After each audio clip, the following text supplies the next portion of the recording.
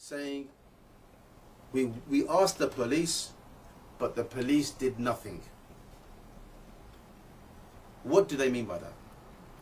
What they're trying to insinuate here is that we have gone to the police for help and the police have not helped us. And they're insinuating there's an ayah in the Quran where Allah subhanahu wa ta'ala said, and whoever from amongst you, wallahu, meaning goes to them or loves them or has allegiance to them, فَإِنَّهُ مِنْهُمْ, and he is then of them. What a warped understanding these brothers have. How on earth can you say somebody complaining about harm that is coming to him, that he is now, loving the disbelievers over the Muslims, or to bring harm on the Muslims?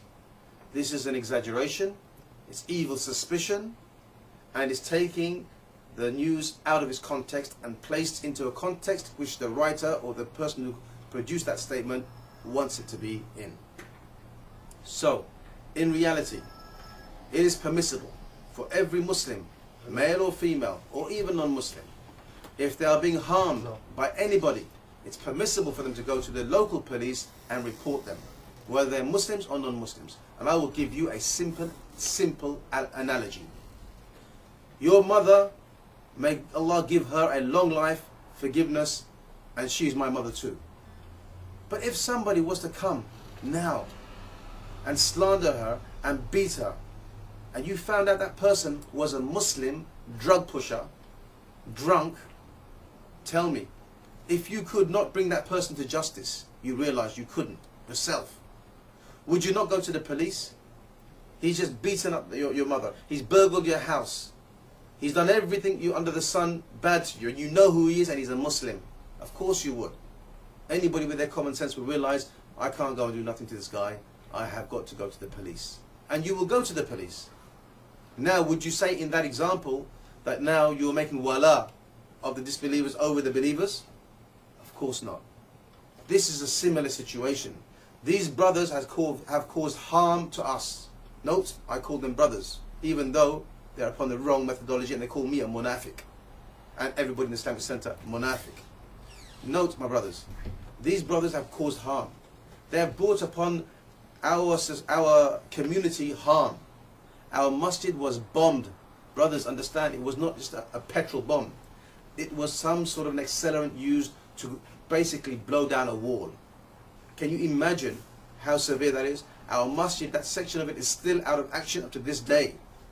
If that bomb had gone off 1 hour before, there would have been a terrible, terrible bloodshed.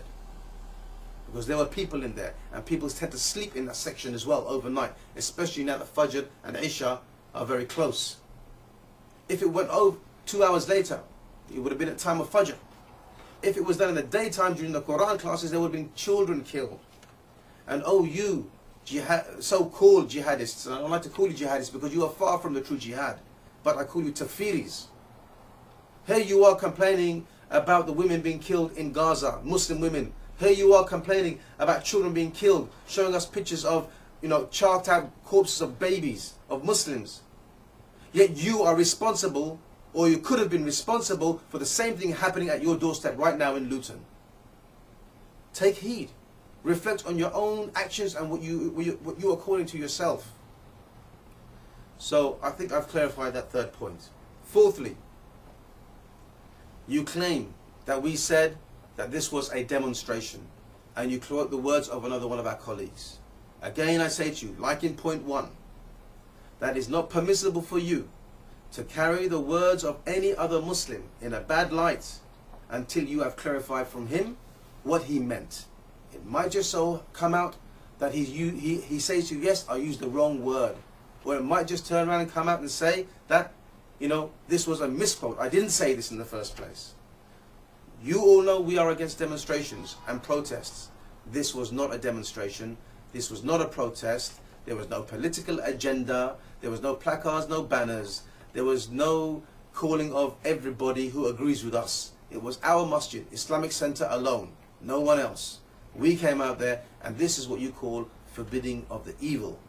And this is what has happened to you. My dear respected brothers in Islam, O Takfiris, listen very carefully to what I'm about to say to you. Shaykh al-Islam Ibn Taymiyyah rahimahullah, he used to go out every Fridays with his students, and he used to forbid the evil. When he used to forbid the evil, he would forbid the evil upon the Tatars. And guess who else? The deviant Sufis, who he did not make takfir of. He said they were Muslims, but he forbade the evil with them. And he didn't go out in groups of 2s, 3s, 4s. There were 10s and 100s also. Him and his followers, his students. So how can you say what we done is away from the manhaj of the Salaf? My dear respected brothers, this was an enjoining of the good and the forbidding of the evil and nothing more. And perhaps you need to take a lesson from our actions and do not join demonstrations and protests seeking a political gain which you will never ever get. When in the history of this country has the government ever turned around and said, okay Muslims, we're going to listen to you, you're right, we're going to change our policy, our foreign policy, this policy, that policy. It's all a waste of time. But during your protests, when you go out there to protest, you find mixing with you secularists, communists, socialists, all sorts of people join you there. Women without hijab, women with hijab, mixing, free mixing going on. So many things that are disallowed in Islam go on in these places. And at the end of it, you don't get what you achieve. Whereas we got what we wanted.